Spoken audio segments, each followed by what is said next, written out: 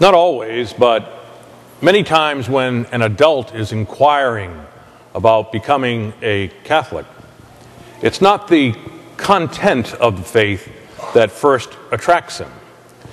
It usually is a person of faith, someone that they have encountered, a spouse or a friend, that has something that that person wants.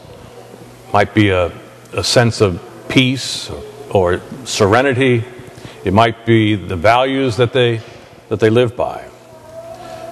While the content of the faith is important, the first thing is usually not a what, but a who. Not belief, but a believer.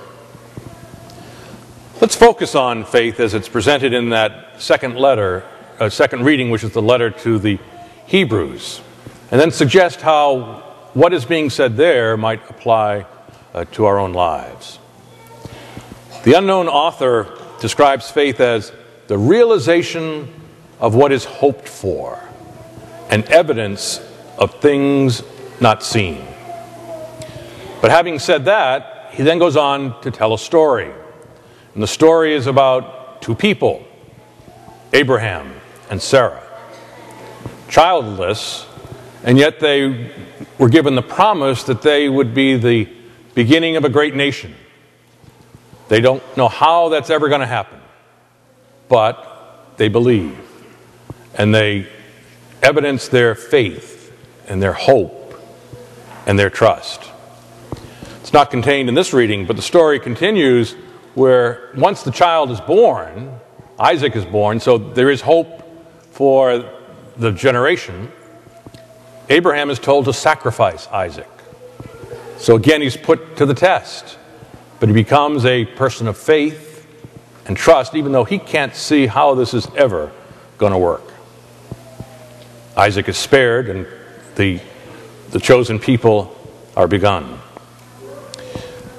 Faith is said to be a gift, but it's not a package that we are delivered and that we don't have to do anything with. The Jesuit Jim Martin gives the analogy or the metaphor of a faith being like a garden.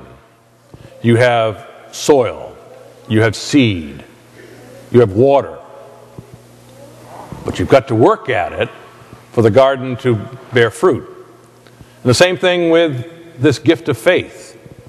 We have to have patience, persistence, and hard work. It really is a lifelong process to be this person of faith who might evidence to others what that faith means. You and I could speak about different examples of people that we might know that have been people of faith for us and have helped our faith to deepen. In the course of my ministry, I often talk to people who are terminally ill. They know that they're going to die.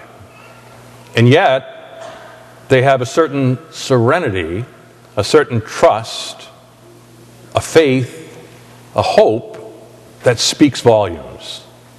That they, like Sarah and Abraham, might not know how this is going to turn out, but they believe.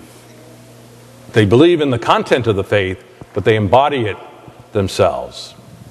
Or another example of faith might be a single parent trying to raise a child on his or her own, trying to somehow pass on the faith to the next generation.